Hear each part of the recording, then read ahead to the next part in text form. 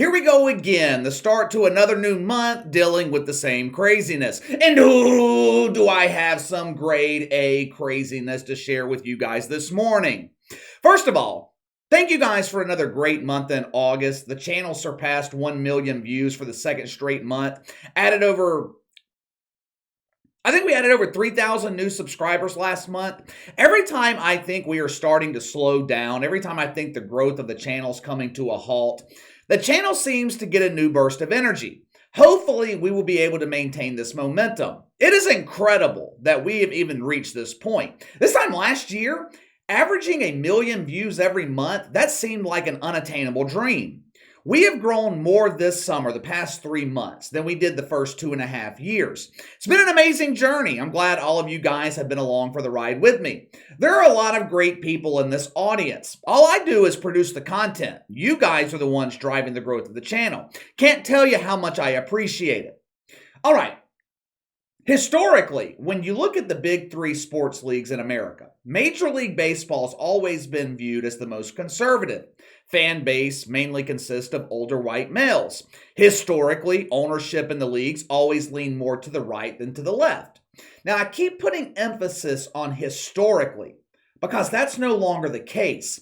As strange as this may sound, right now, I would have to say the NFL is the most conservative league, and they're woke as fuck.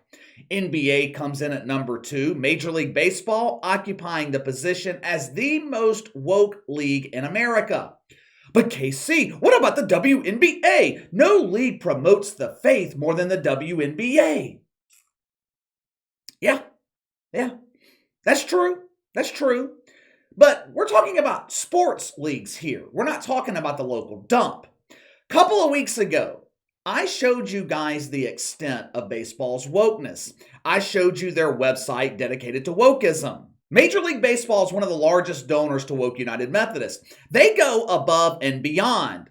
Members are required to tithe 10%. Major League Baseball, they tithe 30%. Members are required to host one gay pride parade during the month of Woke Christmas. Baseball hosts events every fucking day of the month. It's one thing to promote mythical racism. It's one thing to promote mythical misogyny, gay pride, mythical oppression. You know, all the woke boner words. Words that are guaranteed to excite lonely Lester on Twitter, cause him to stick the cucumber in the shower drain. The vast majority of us, we might disagree with the promotion of all this bullshit, but besides pushing CRT in public school, most of these causes are dealing with adults. It is completely different when you're donating millions of dollars to organizations that are destroying the lives of children. Yesterday, the National Review published an in-depth report on Major League Baseball. More specifically, where the money raised during Gay Pride Month is being used. The results were not all that surprising. 20 teams in Major League Baseball are donating money to organizations that fund gender transitions for children.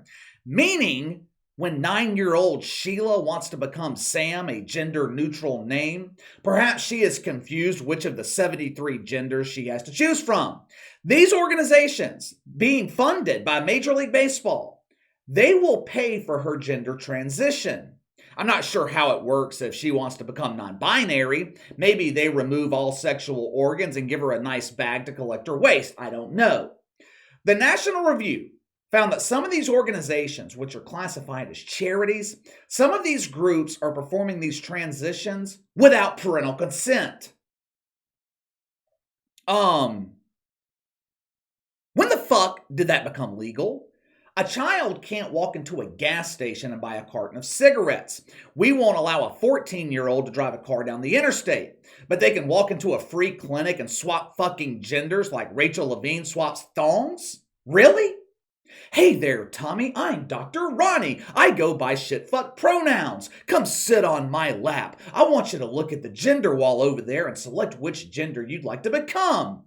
Well, Dr. Ronnie, what if I change my mind later? Don't worry, they or it will be okay. If you change your mind, we can always transition you into something else. Oh, Dr. Ronnie, that's great. But Dr. Ronnie, can I ask you another question? Sure, kiddo. Why's your hand on my leg? Now you might be wondering, what about the younger kids? Major League Baseball is generously donating money to help teens and preteens achieve their dream of becoming a non binary toilet plunger. But what about the younger kids? Have no fear, my fellow shitfuck. Have no fear. Major League Baseball didn't forget about the youngsters. Rob Manfred did the legwork to find organizations that are dedicated to social transitions. KC, what the fuck is that? Social transitions are aimed at young children. These organizations, they are dedicated to getting young kids prepared and ready for their eventual transition into shitfuckery. When I was a kid, we used to call this grooming. It is essentially brainwashing the minds of children. Grooming was especially prominent amongst pedophiles. But those damn shitfucks, they are brilliant at changing language. You are not allowed to call it grooming anymore. Now it's called social transitioning.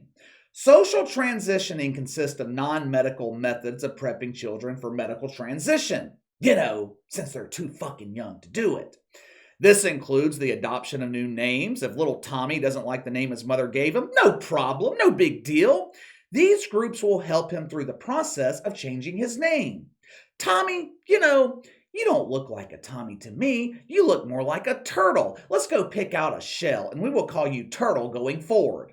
This process also includes the use of proper pronouns. These groups provide clothing for children who aim to be a different gender. The process of social transitioning with young kids, it starts at the ripe old age of 3. 3 years old.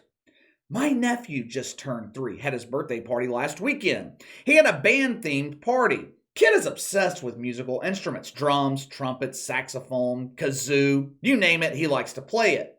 These kids were running around the park playing all these instruments, making a lot of noise. You want to know how many of these young kids were questioning their gender? None. They have normal parents. Now, had this been a woke-themed party, God only knows how these instruments would have been used. Us normal people, we see a set of drumsticks, we use them to beat on a drum. Woke shitfucks sees a set of drumsticks, they use them to beat the hell out of the bongo. Like I said in the beginning, it's one thing for Major League Baseball to promote mythical racism. You want to promote a myth, you want to pretend that your league has a problem because there are very few black players in baseball. You want to pretend that certain groups are marginalized. Fine, whatever. You're not convincing the rest of us that it's real, and you're only hurting the people you're supposedly trying to help. But what Major League Baseball is doing to these children is absolutely disgusting. Matter of fact, it's fucking criminal. There is no defense. There's no excuse. Rob Manfred cannot come out and say, we didn't know how these groups were using our money. We thought we were donating to a good cause. That is no fucking excuse. When I donate money to charity, I investigate the groups who are getting my money. I refuse to donate to animal charities that put healthy animals down. I refuse to donate when they're not taking good care of the animals. I don't donate to children's charities that have any association with the alphabeters. I'll give money to St. Jude's. I ain't giving my money to St. Judas. This transgender movement with children is completely out of control, which is exactly what the woke want. They want a generation raised in confusion. When you are confused about something as simple as your gender, you're much easier to control. They are raising a generation of followers, not leaders. While I was researching this story about Major League Baseball, an article popped up in my news feed from the Daily Mail. A private school in Australia.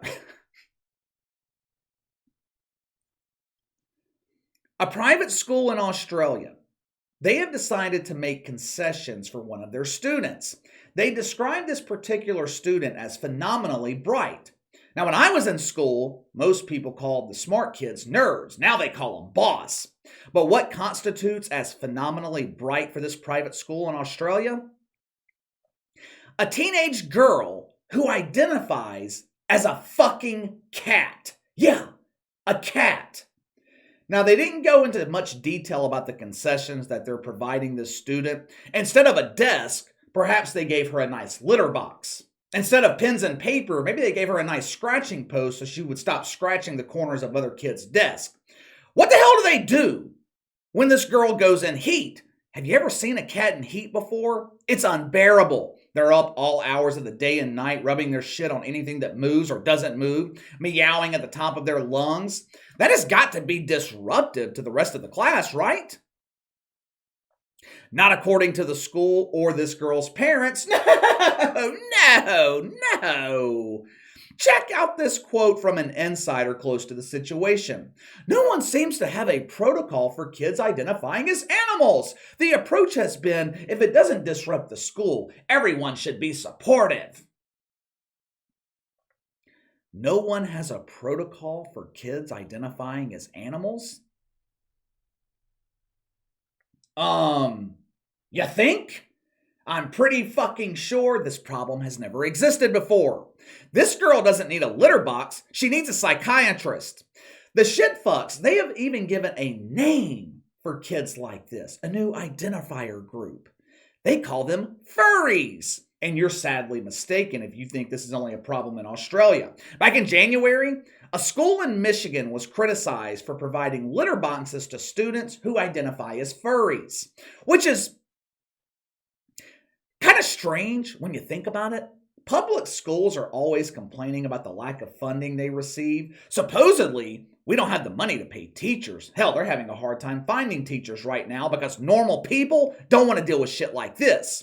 Public schools supposedly have no money, but when it comes down to a kid needing a fucking litter box, the budget is unlimited. This is what society looks like when your only concern is diversity, equity, and inclusion. But let me know what you think. Major League Baseball funneling money to organizations actively destroying the lives of young children. Baseball's already struggling.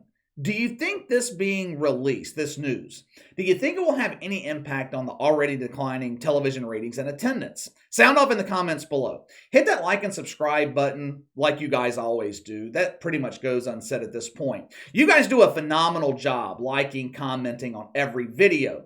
Most of you guys watch the entirety of every video too, which goes a long way in getting more eyes on the channel. I appreciate it. If you guys come across a topic and you want me to cover it, shoot me an email, btlkc84@gmail.com. You find me on Twitter at kc_btl84. I'll see you guys later.